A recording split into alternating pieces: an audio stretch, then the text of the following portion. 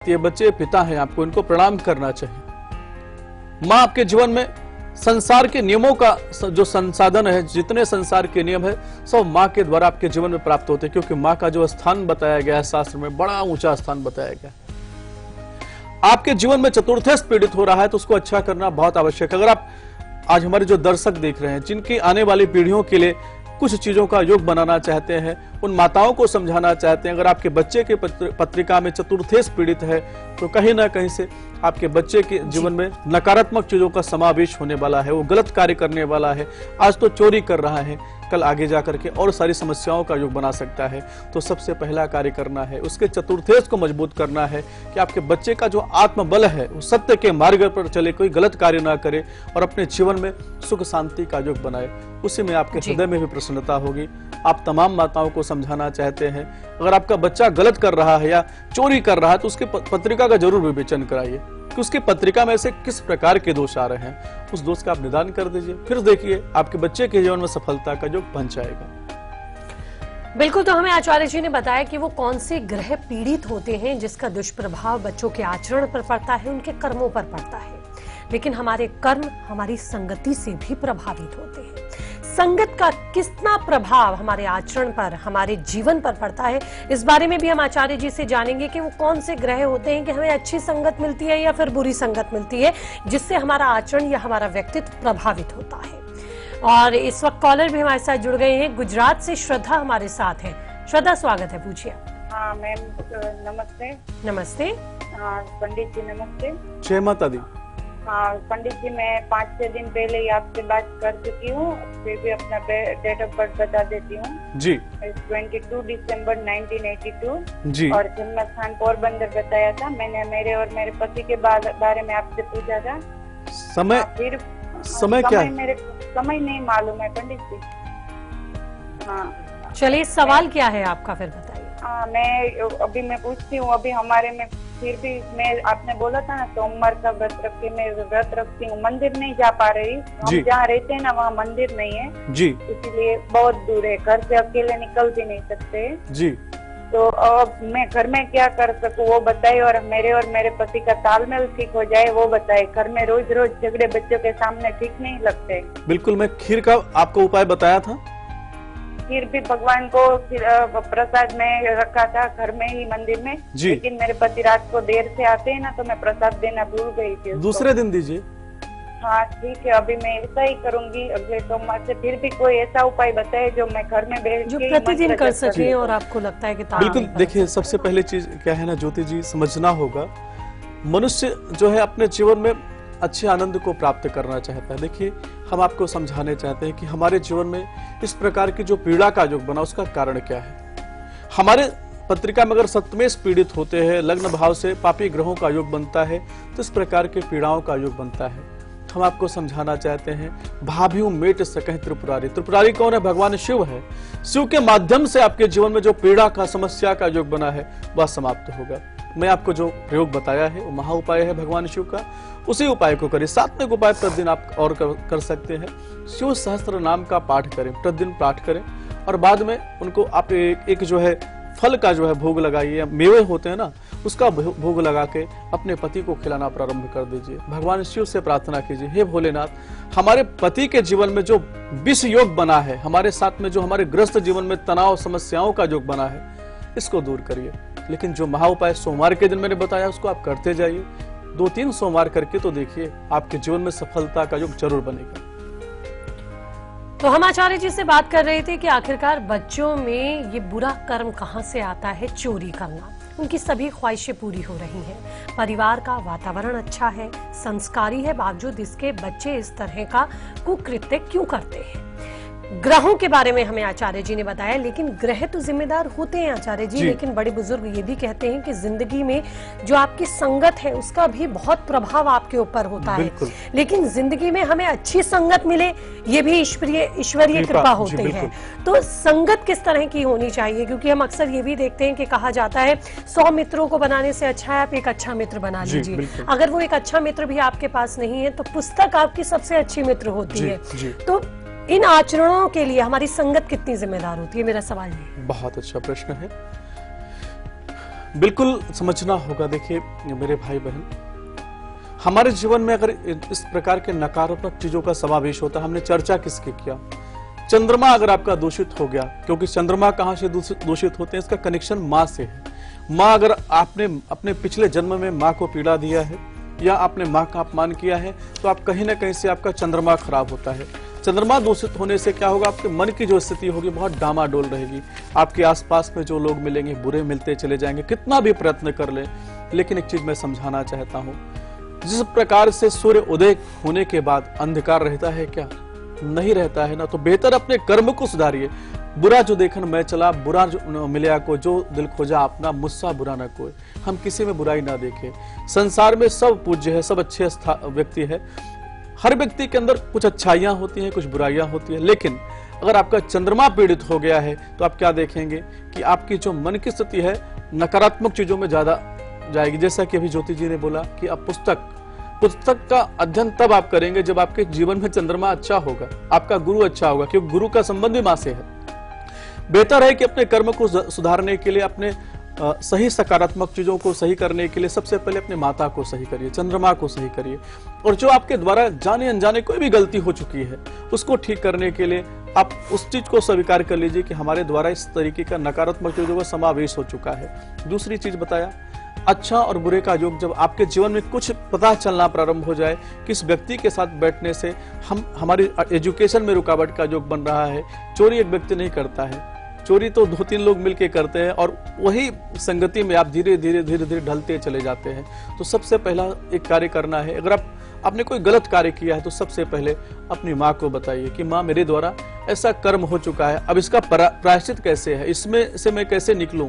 क्या होगा कि थोड़ी देर के लिए आपको पीड़ा जरूर होगी, लेकिन आपका जो चंद्रमा है अच्छा होता चला जाएगा। और चंद्रमा अगर आपका अच्छा हो गया, करोड़ों रुपए किसी का रखा है, अरबों रुपए किसी का रखा है, आपका जो हृदय होगा ना वो कभी विचलित नहीं होगा।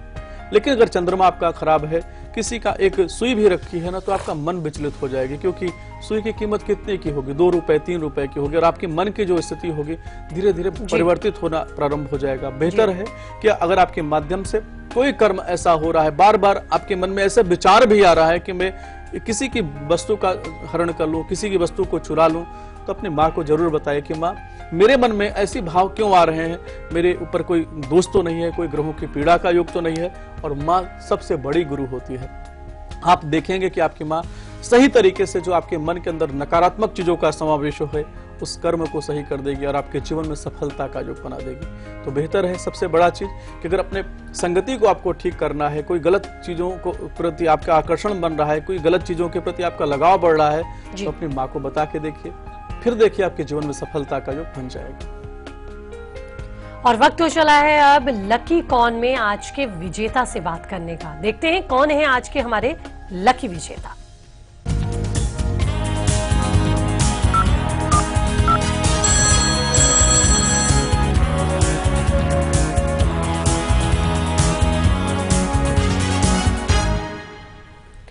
तो लकी कॉलर को फोन लग चुका है और वो इस वक्त टेलीफोन लाइन पे हमारे साथ जुड़ भी गए हैं। क्या नाम है आपका, कहां से बोल रहे हैं आप?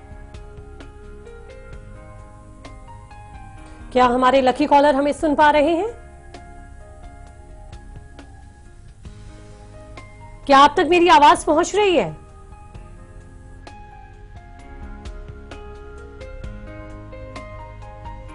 संपर्क अभी हमारा लकी कॉलर से नहीं हो पा रहा है। हमारी अगली कॉलर वंदना हमारे साथ जुड़ी हैं। वंदना, स्वागत है। आप डेट ऑफ बर्थ बताइए और क्या सवाल है आपका? वंदना, आप तक मेरी आवाज पहुंच रही है? हाँ, पहुंच रही है जी। तो अपना सवाल पूछिए और सबसे पहले डेट ऑफ बर्थ बताइए। मैं अपने बेटी के बारे में पूछना चाहती हूँ जी। डेट ऑफ बर्थ 12 अगस्त 1998 जी। 12 अगस्त 1998 जी। समय 12:10। सुबह का, दोपहर का। दोपहर। जन्म स्थान कहाँ का है? इचलकरंजी जी। कोल्हापुर डिस्ट्रिक्ट, कोल्हापुर जी, महाराष्ट्र, कोल्हापुर। क्या जानना चाहते हैं? सवाल? वो उन्होंने अभी नीट की परीक्षा दी है, जी। वो आगे क्या पढ़ेगी, कैसा रहेगा उसका आगे का वक्त? बहुत अच्छी पत्रिका तो पंडित, और एक बात पूछना चाहती हूँ, जिसकी पत्रिका नहीं होती इसके बारे में तुम कैसे जानते हो? बिल्कुल, 2 प्रश्न आपने किया है। पहला तो मैं आपकी बच्ची की पत्रिका का उत्तर देना चाहता हूँ। बहुत अच्छा समय आपकी बच्ची की पत्रिका में चल रहा है। 5 अगस्त 2019 तक का जो समय आपकी बच्ची का बहुत उच्च कोटि की सफलता का योग बना है। बहुत अच्छा राजयोग आपकी बच्ची की पत्रिका में बना है। गज केसरी योग इसकी पत्रिका में 6ठे भाव से बना है। प्रभाव जरूर आएगा, लेकिन थोड़ा सा समस्याएं मिल सकती है। छोटा सा दोष इसकी पत्रिका में है, काल सर्प दोष लगा, एक पन्ना रत्न आपको धारण करना चाहिए। और आपकी बच्ची को बोलिए कि गणेश जी की उपासना करना प्रारंभ कर दे। दूसरा प्रश्न आपने किया है, जिनके पास date of birth, time, place of birth नहीं है, उनके लिए आप क्या बताते हैं? मैं आपको बताना चाहता हूँ, प्रश्न कुंडली के माध्यम से बताया जाता है और हस्तरेखा के माध्यम से बताया जाता है। अगर आपके पास date of birth, time, place of birth नहीं है, तो आपके प्रश्न कुंडली के माध्यम से आपके प्रश्नों का उत्तर दिया जाता है। और आपको वो भी नहीं बताना चाहते हैं, तो आपके हस्तरेखा के माध्यम से आपके भविष्य का फल बताया जाता है। तो कॉलर्स के सवालों के जवाब हम आगे भी देंगे, जैसे जैसे हमारे कॉलर्स हमारे साथ जुड़ेंगे, लेकिन महा उपाय भी हम आचार्य जी से लेंगे उन बच्चों के लिए, उन पेरेंट्स के लिए, परिजनों के लिए जो अपने बच्चों की चोरी करने की आदत से परेशान हैं। उनकी कई बार काउंसलिंग भी करते हैं, उन्हें प्यार से समझाते भी हैं, डांटते भी हैं, लेकिन बच्चे इस तरह की आदत से निकल नहीं पा रहे हैं। तो वो क्या उपाय है जो मदद करेगा आपकी भी और आपके बच्चे की भी इस बुरी आदत को छोड़ने में। और अब बात हो जाएगी पीले नाखूनों को चमकदार बनाने की। फिट है तो हिट है में देखते हैं ये खास उपाय।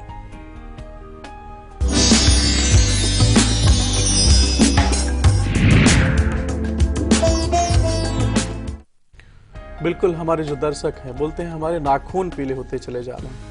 इसका कारण क्या है? अगर आपकी पत्रिका के अंदर गुरु खराब होंगे, और गुरु के खराब होने से आपके जीवन में आप क्या देखेंगे कि जो पीलापन आ रहा है, नाखूनों के अंदर पीलापन आ रहा है, उसका सीधा संबंध गुरु से देखा गया है। एक महा उपाय बता रहा हूं, इसको आपको करना चाहिए। आपको एक पीतल का पात्र लेना चाहिए।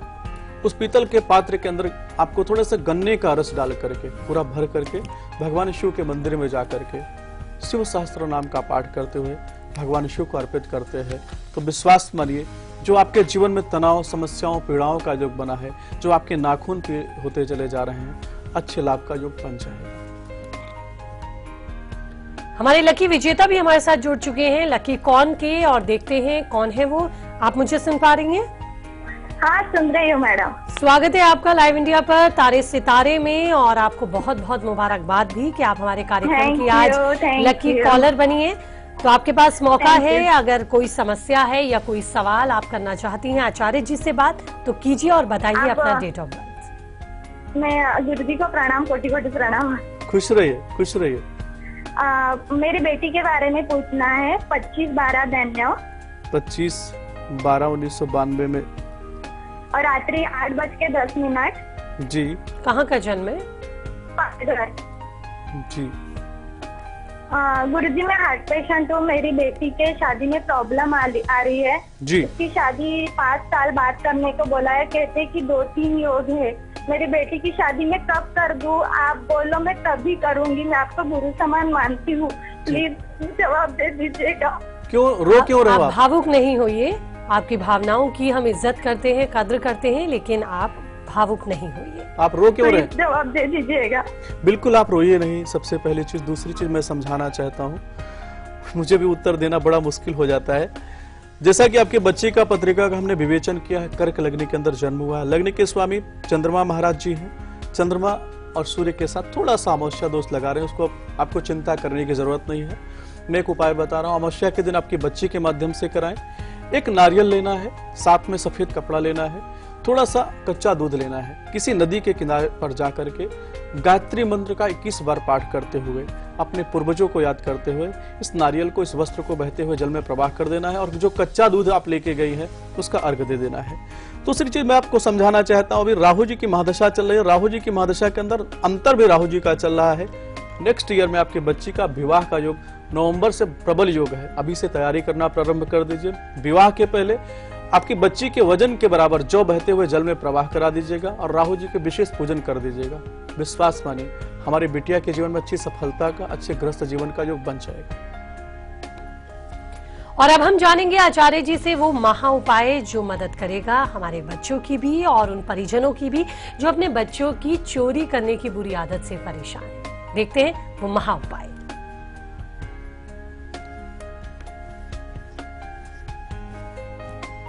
बिल्कुल हमारे जो दर्शक है, जो हमें बहुत स्नेह करते हैं, उन तमाम दर्शकों को समझाना चाहता हूँ, उन बच्चों को समझाना चाहता हूँ जो इस कार्यक्रम को देखते हैं।